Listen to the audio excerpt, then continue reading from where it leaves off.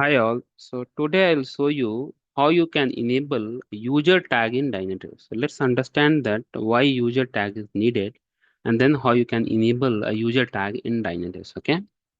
So what happened is when you enable real user monitoring, RAM, RAM stand for RAM ya end user monitoring. Okay.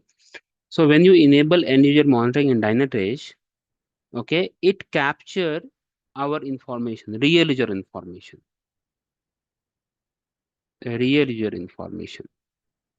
Okay, information whatever their user session, it get captured. Okay, and once you capture the user session, right, the problem here is all the users, it is capturing as a anonymous user anonymous user.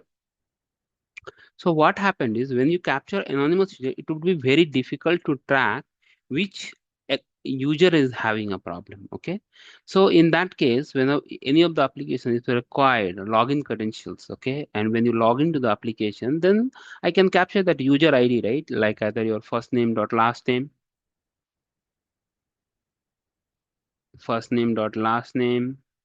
yeah, your email ID, your bank ID, your employee ID.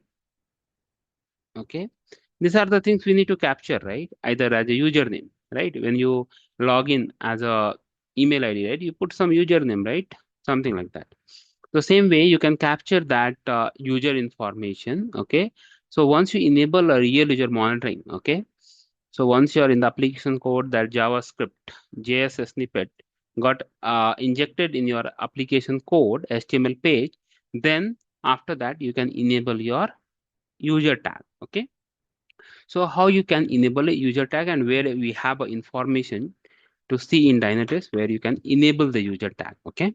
So let's see in Dynatrace, if I'll go to my uh, application, right? So you see my application. So this is my application. Okay. Now I'm going to, this is my application. So I'm logged out. So I can log in my application with the help of credentials, right? So this is my default credential, which is already added in our database, which is called MongoDB. So we can log into that. So I have login with Elena Jose. Okay, I have logged in this user. Okay, now I want to capture this user ID. So how you can capture user? The first thing, you need to check whether RAM has been injected or not. Okay, so how you can check that whether RAM has been injected or not? So I will go to my application inspect page, network tab, and check first whether Ruxit JS tag got added in your URL or not. So you see this.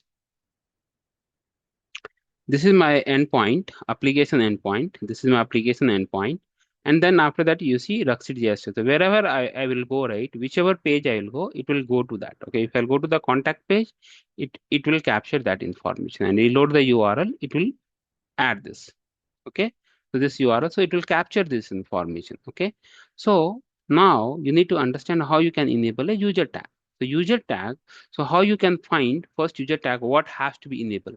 So user tag you can enable via different way. Okay, so user tag you can enable via CSS selector, yeah, javascript variable,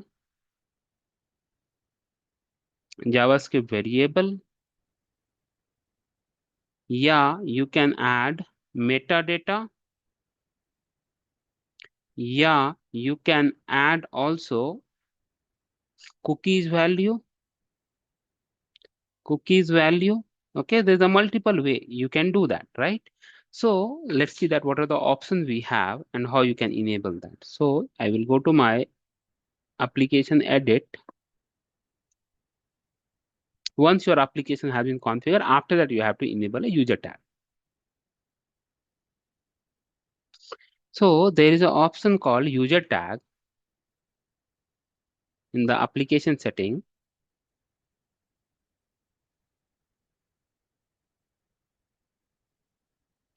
and see there is a user tag which has a CSS selector, JavaScript variable, meta tag, cookies value, query string, and server side request attribute. These are the options you have. Okay, some of the applications you can directly do via with the help of CSS selector. Some of the application you have to interact with the application team to understand what has to be added, how it has to be added to fetch those information. Sometimes you have to discuss with the application team also. Sometimes if you are matured in this area, you can do it yourself also. Okay, so let's see that. So I'm going with CSS selector. So you see this, I will go to my application. I need to find my username. So what I can do is, okay, so I have logged in. I will right click, inspect page, and just uh, 1 second, drag it little bit. So I can see my user, and I will click here. Okay, select an element, and then you click here. So you see what is that CSS selector name it is coming. A dot greetings. You see this in the right side in the code also. In right side in the code also, you can see A dot greetings, right? So now I'm capturing. So I need to capture. It will, when you give that A dot greeting as a CSS selector name, it will capture the complete hi Eliona Hoshe. Okay, complete user ID will get captured. Now I want to capture as a first name Eliona. Okay, and Jose I don't want to capture. The only first name I will capture. In that case, what you can do is, once you add this CSS selector name, so I have added CSS selector name which is called A dot greetings. You have seen that, right, in my application, which is called A dot greetings, right? So this is your CSS selector name. Okay. Now, once you have added A dot selector name, then there is a cleanup rule. If it's a case sensitive, then you can remove that, ignore case sensitive, all those things. And then you have add as a regex. So that this regex will exclude that. Suppose I'm giving hi, comma, Ravi. Okay, if I'll test it, based on this regex, only will take a last value. First value will exclude it. Okay, so this is the regex you can use, and then you can take that. Once you test it, you can see that sample output, so that you can see that my regex is working as expected. Okay, and then you can configure this. Okay, then after that you need to do the save changes. Once you do the save changes, do some transaction in your application. Okay, so let's see. Let me do some transaction. Transaction will take little time to fetch the data. So I'm logging with Gallo UI. So I have logged in. Let me book some ticket. Book now, pay, and done. So I have done that. Now let me generate one more traffic. Book now, pay, this, that. So I have logged out. Now let me log in with Frank Mac. And I will go with this. Book now, pay, this. So order summary ticket. So now let me book this. So I have booked three ticket with the same user ID. So it will capture in the same user session. Okay. So now I will go to my front end, Angular Easy Travel, and I'll open my analyze user session. Okay. Once you analyze user session, it will capture as a user tag. Okay. In spite of having a hi, comma, this, that, the username that you see here, right? Hi Frank Mac, it will capture as a, just wait for, let me see the last data. You see, right? It will capture as a, you see this. So I will do that application, Angular Easy Travel, Angular Easy Travel, and apply. You see, it captured 813. So it captured that data. So this is the way it will capture information. If you don't log in and do some transaction, it will capture as a anonymous only.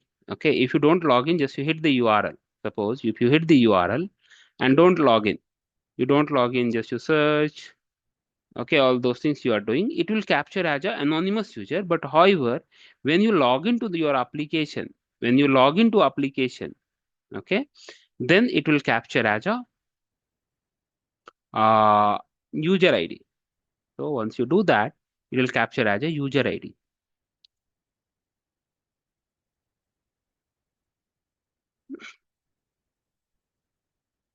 So now you see the session segmentation. You see this. I'll open this. You see what are the loading of a page, login, all those things that I have done that. Okay. So this is the way you can capture. You see that URL and see my application URL. So it is the same application. So it is capturing that data. Okay. And you can see that those information. Okay. So this is the way you can capture your, and you see that user Frank Mac. You see that I have logged in one user as a Frank Mac, right? Remember? So if I log out and see there is a user is called Frank Mac. Okay, I don't know which user we have as a Frank Mac, but I don't know. But there was a user which have logged in as a Frank Mac, and it is capturing that information. Okay, so you see in the Mac. So now it is capturing that information. So you once you wait little bit, you can capture, you can see the more information. But now you see, you can see 813 got captured as a Frank Mac. Okay, this user capture is still anonymous. Why? Because it has just logged in. We have not just hit the URL, all those things. Okay, so this is the way you can able to capture your user tag in the Dynatrace. So you need to remember first thing. Suppose you have another application example. Okay, so if you have any other application, just you go to your application, right click, inspect page, and go to your this tab. Okay, this tab, first tab. Okay, click here, and then you wherever you keep the mouse, that CSS selector name will be mentioned over here. You see that a dot greeting here. Okay, so this is the information you have to put. After that, what information you have to exclude, you have to write a regex cleanup rule, which is called regex, and you can do the changes. Okay. So this is the way you can enable your user tag in Dynatrace. Okay. So hope you can understand. This is a very small thing, but most of the people does not aware of that. Okay. That is the reason I thought let me make a video so that it will be easier for everyone. Okay. So this is the way you can enable a user tag. So that's it for this lecture. Hope you can understand.